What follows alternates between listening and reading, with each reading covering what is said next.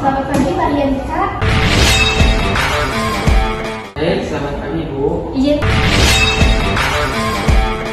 Ingatkan ya, jam 1 nanti akan ada diskusi refleksi kasus seperti biasa rutin di ruangan saya tunggu. Silakan hubungi anggotanya. Baik, Ibu, terima kasih atas informasinya. Saya akan segera menghubungi perawat. Baik, saya tunggu. Terima kasih, Pak. Permisi, Sos. Ya Pak. Saya mengingatkan bahwa nanti jam 1 ada diskusi refleksi kasus. Tunggu di ruang diskusi perawat. Baik, terima kasih infonya Pak. Baik, Ibu, terima kasih. Iya. Permisi, Sos. Ya Pak. Ini saya akan mengingatkan bahwa nanti pada pukul 1 ada seperti biasa ada diskusi refleksi kasus. Siap Pak. Baik, terima kasih. Terima kasih Pak. Alhamdulillah. Sama Pak Ibu. Ya. Alhamdulillah. Baik, gimana tadi bedanya lancar? Alhamdulillah lancar. Oke, silakan. Assalamualaikum warahmatullahi wabarakatuh. Waalaikumsalam warahmatullahi wabarakatuh. Saya ucapkan selamat siang dan selamat datang pada diskusi refleksi kasus pada hari ini yang rutin kita lakukan setiap bulannya ya. Sebelumnya saya buka diskusi pada hari ini dengan membaca basmalah bersama-sama. Baik, diharapkan rekan-rekan semua bisa melaksanakan dan mengikuti diskusi dengan tertib dan juga aktif, dan akan berlangsung diskusi pada hari ini kurang lebih 30 menit ya. Setuju? Setuju. Baik. Saya akan mulai diskusi pada kali ini. Di sini saya akan merefleksikan pengalaman perawat dalam menangani kasus pasien kasus COVID-19 kemarin, di mana yang menjadi perhatian pentingnya yaitu beban kerja perawat yang tinggi karena melonjaknya pasien COVID-19 di ruang isolasi. Nah, tantangannya karena setiap perawat itu tentu ya dalam satu shift itu harus menangani 6-8 pasien, termasuk pasien kritis. Di sisi lain tantangannya yaitu perawat harus menggunakan APD selama berjam-jam, membuat kelelahan fisik dan juga mental. Dan juga komunikasi yang terbatas karena adanya protokol kesehatan yang telah ditetapkan. Tapi saya juga melihat perawat masih memiliki dan pasti memiliki dedikasi yang tinggi dalam melayani keperawatan pada pasien atau asuhan keperawatan kepada pasien. Saya ingin Pak Rianita silakan untuk menanggapi kasus tersebut. Assalamualaikum warahmatullahi wabarakatuh. Waalaikumsalam warahmatullahi wabarakatuh. Terima kasih kepada penyaji yang telah membuka diskusi refleksi kasus pada hari ini. Di sini saya sebagai ketua tim ingin mengapresiasi hasil dedikasi tim perawat dalam menangani kasus COVID. Di sini saya akan menyampaikan kelebihan dan kekurangan yang dapat kita lihat.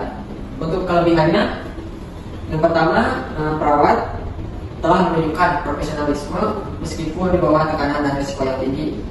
Yang kedua, penerapan sudah dilakukan protokol kesehatan, baik itu APD sesuai dengan standar. Yang ketiga, adanya pendekatan empati kepada pasien meskipun komunikasi terbatas karena adanya pembatasan fisik. Yang selanjutnya, beban kerja yang menyebabkan kelelahan fisik dan mental. Di sini ada kekurangan yang perlu kita evaluasi. Yang pertama, beban kerja yang tinggi menyebabkan kelelahan fisik dan mental yang dapat memengaruhi kualitas pelayanan pada pasien.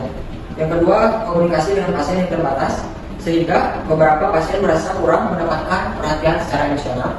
Yang selanjutnya, kurangnya sisi pendampingan psikologis untuk perawat yang menghadapi tekanan kerja dan risiko yang tinggi. Baik, silakan kepada perawat Aisyah, mungkin ada tanggapan yang ingin disampaikan. Saya setuju bahwa beban kerja yang tinggi menjadi salah satu tantangan terbesar dalam satu shift.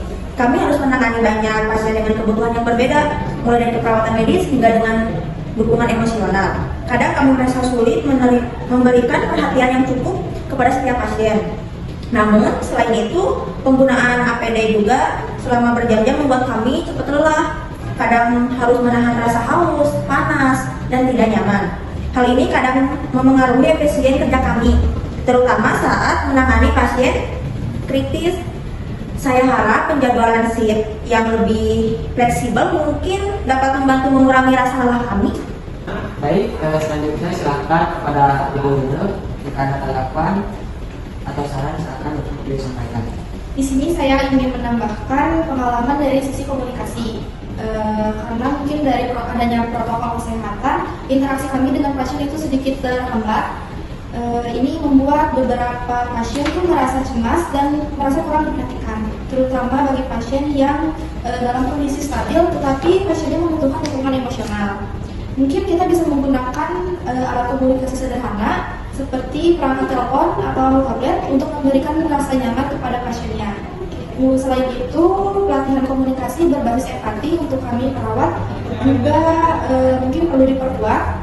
Kalau dari sisi internal, saya rasa tuh perlu ada dukungan psikologis untuk perawat, karena banyak dari kami perawat-perawat itu merasa tertekan, takut membawa virus kepada keluarga dan menghadapi kelelahan akan mentalnya.